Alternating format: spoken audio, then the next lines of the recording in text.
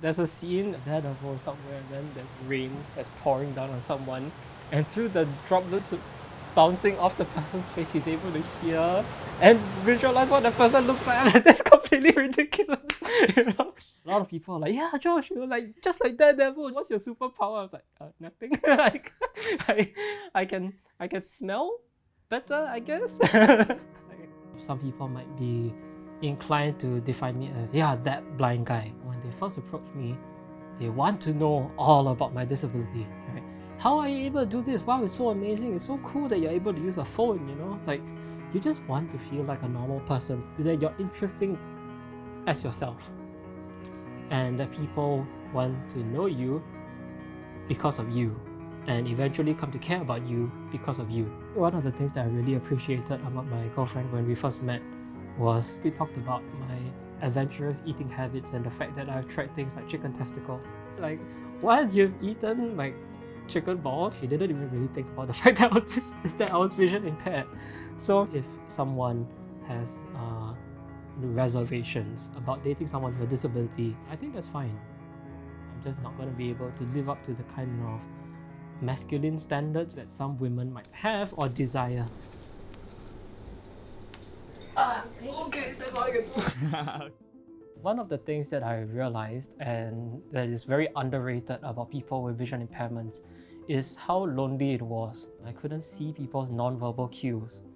So if I was talking to someone and they were frowning, clearly not interested in the conversation, I wouldn't know. I had to rely on the initiation of social interaction from other people. I don't want to be in a position where I have to depend on other people if I can help it at all. It's a very Asian thing for parents to be like, you know, I'm not always going to be here forever, you know, someday I'm going to die and then I'm not going to be here to support you. Because of that, I have this sort of driving force for me to try harder, to try more, and to make something of the opportunities that I've been given in my life. Right now, I'm working with a friend on navigation solutions for the blind. Okay, wait. How am I supposed to talk about this without it sounding like I'm giving an infomercial?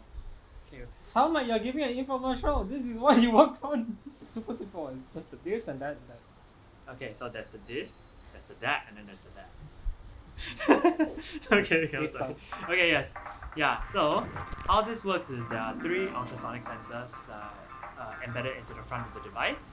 So as it gets closer to an obstacle, a wall, or a person, it will begin to vibrate at a higher frequency. So now that it's not pointed at anything, it's just sort of not doing anything right now, but as I turn it around, it will start to vibrate, especially as I get closer to the wall.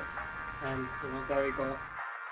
My next steps, of course the most obvious one, is I have 1 year left at school right now. So I'm gonna be conquering that and graduating, so woohoo! But in the meantime as well, I want to share my story with other people, and that could be through making videos about my life situation. So hopefully in the long run, I'm not just known as, you know, that blind guy, but someone who has been able to put his skills and knowledge to use to benefit his community in many different ways.